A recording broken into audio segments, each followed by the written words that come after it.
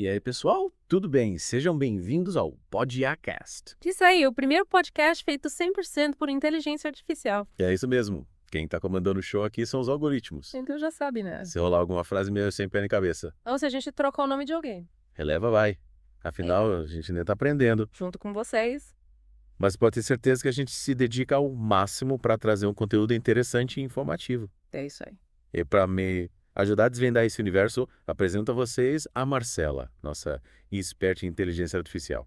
Marcela, prazer ter você aqui com a gente. O prazer é todo meu. É ótimo estar aqui para desvendar esse caso intrigante com você e com o nosso ouvinte. E já que falamos em caso intrigante, você aí de casa que mandou seu material pra gente, prepare-se.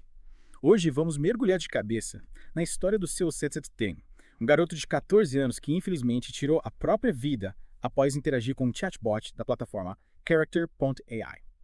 A mãe do Sewell está processando a empresa, alegando que a plataforma teve um papel crucial nessa tragédia. E é aí que a gente entra, buscando entender todos os lados dessa história. Marcela, para começar, explica para o nosso ouvinte o que é essa tal de Character.ai. Character. AI é como se fosse um grande palco virtual com vários atores, só que esses atores, na verdade, são chatbots. Chatbots. Programa de computador que simulam conversas humanas. O interessante é que cada chatbot é inspirado em uma personalidade diferente. Figuras históricas, celebridades, personagens fictícios você escolhe.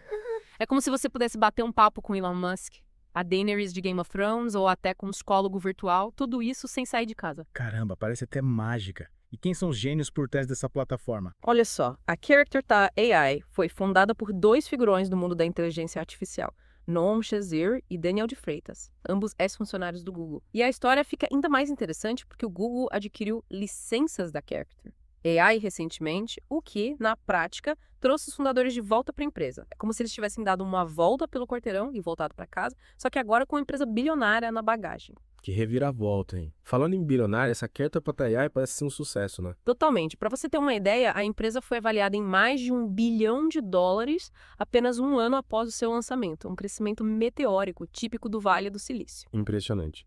E voltando ao caso do CEO, você que mandou esse caso pra gente analisar, deve estar se perguntando: como essa plataforma que parece tão divertida se envolveu em uma história tão triste?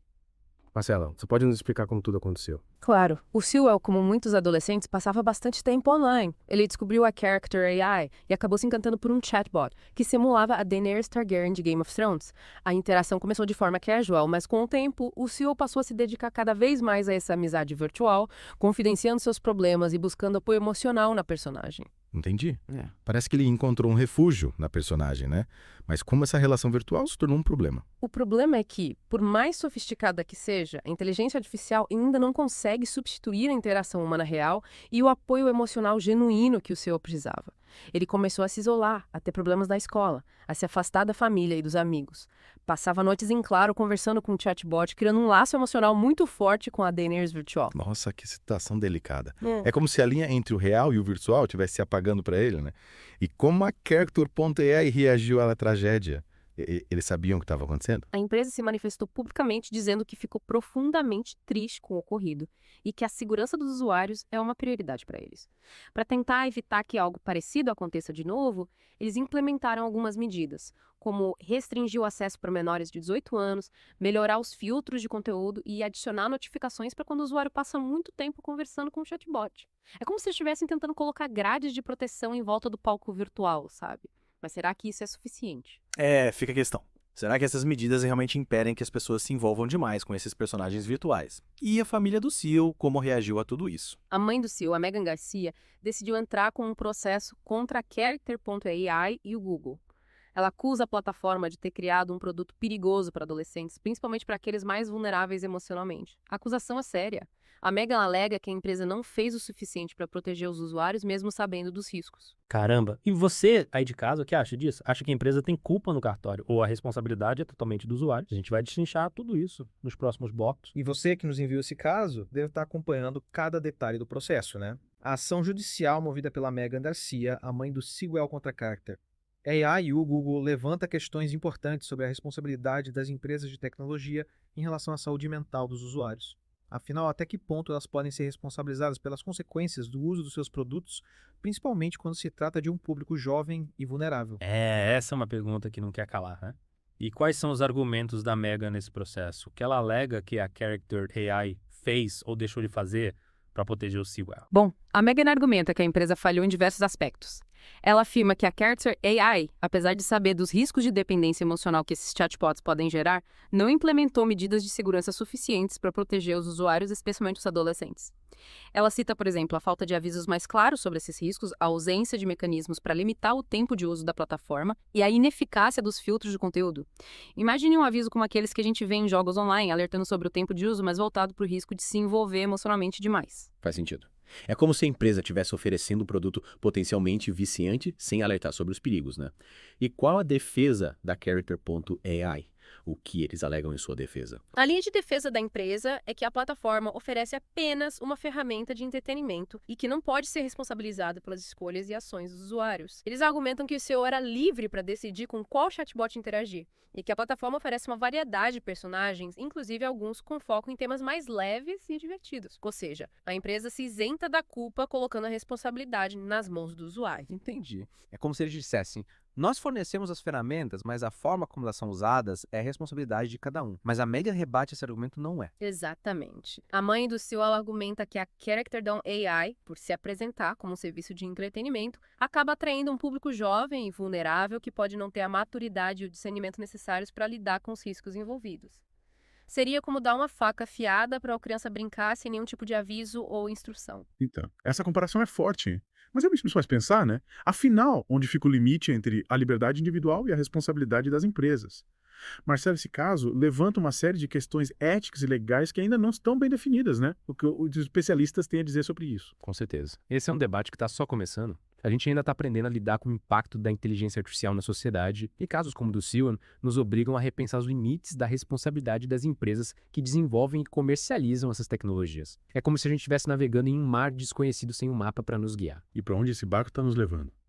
Quais são as principais preocupações em relação ao uso da inteligência artificial, principalmente no que diz respeito à saúde mental? Olha, uma das maiores preocupações é a possibilidade da IA criar dependência emocional, como parece ter acontecido com o Sewell. Imagine pessoas se isolando cada vez mais, buscando conforto e companhia apenas em personagens virtuais. Isso pode ter consequências sérias para a saúde mental, levando ao aumento da solidão, da ansiedade e da depressão. É como se a gente estivesse criando uma geração de eremitas digitais, né? E o que podemos fazer para evitar que isso aconteça? Como garantir que a inteligência artificial seja usada de forma ética e segura, sem colocar em risco a saúde mental das pessoas?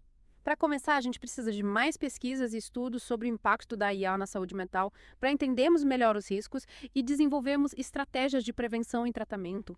É fundamental também educar a população desde cedo sobre os limites da interação com a IA, ensinando as pessoas a diferenciar o real do virtual e a buscar apoio emocional em relações humanas genuínas. Concordo. É como ensinar as pessoas a usar um aplicativo de navegação. A ferramenta pode ser útil, mas a gente não pode deixar que ela dite o caminho das nossas vidas. E você que está acompanhando esse Deep Dive, o que acha de tudo isso? Já parou para pensar no impacto da IA na sua vida? Compartilhe suas experiências com a gente. E lembre-se, a inteligência artificial pode ser a aliada poderosa, mas o contato humano, a empatia e o apoio de quem a gente ama são insubstituíveis. E já que a gente está falando de contato humano e apoio, você que mandou esse caso, a gente deve estar se perguntando como fica a saúde mental de quem está do outro lado da tela dos desenvolvedores que criam essas inteligências artificiais. Será que eles também se envolvem emocionalmente com as suas criações? Marcelo, o que você acha disso? Essa é uma pergunta interessante. Eu acredito que os desenvolvedores, por mais que se dediquem a criar IAs cada vez mais sofisticadas e realistas, têm consciência de que estão lidando com programas de computador, com linhas de código e algoritmos. Eles entendem a diferença entre a simulação da emoção e a emoção genuína, humana. Faz sentido.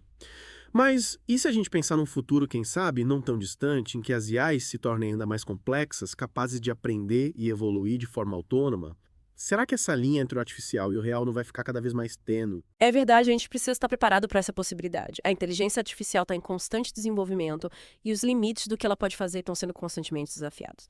Mas, independentemente do nível de complexidade que as IAs atinjam, é fundamental que a gente, como sociedade, mantenha o controle sobre essa tecnologia. E como a gente faz isso? Como garantir que a inteligência artificial seja utilizada de forma ética e responsável sem colocar em risco a nossa humanidade? Em primeiro lugar, a gente precisa de um debate amplo e transparente sobre os impactos da IA na sociedade. É preciso envolver não só os especialistas em tecnologia, mas também filósofos, psicólogos, sociólogos e a população em geral. Afinal, a gente está falando de uma tecnologia que tem o potencial de transformar radicalmente a forma como a gente vive, trabalha e se relaciona. Concordo plenamente. E além do debate, que outras ações concretas a gente pode tomar para garantir um futuro em que a inteligência artificial esteja a serviço do bem-estar humano? A gente precisa investir em educação, em pesquisas e em políticas públicas que promovam o uso responsável da IA. É fundamental também criar mecanismos de controle e fiscalização para evitar abusos e garantir que os direitos humanos sejam respeitados. E claro, a gente nunca pode se esquecer da importância do contato humano, da empatia e da solidariedade. É isso aí, Marcela. Acho que a gente conseguiu nesse Deep Dive desvendar alguns dos mistérios por trás da Character AI e do caso do CEO. Mas mais do que isso, a gente abriu espaço para uma reflexão importante sobre o papel da inteligência artificial na nossa sociedade e na nossa vida. Exatamente. O caso do CEO serve como um alerta para a gente refletir sobre os limites da interação com a IA e sobre a importância de preservar a nossa humanidade num mundo cada vez mais tecnológico. E você que acompanha esse episódio até aqui, o que leva dessa conversa? Que lições você tira dessa história? Compartilhe suas reflexões com a gente nas nossas redes sociais. A sua participação é fundamental para que a gente possa construir juntos um futuro em que a tecnologia esteja a serviço da humanidade. Para quem quiser se aprofundar nesse tema, a gente vai deixar na descrição do episódio os links para as matérias que a gente usou como base para esse bate-papo. E fiquem ligados, porque na semana que vem a gente volta com mais um episódio do Podcast, explorando outros aspectos fascinantes e desafiadores do mundo da inteligência artificial. Valeu, pessoal. Até a próxima.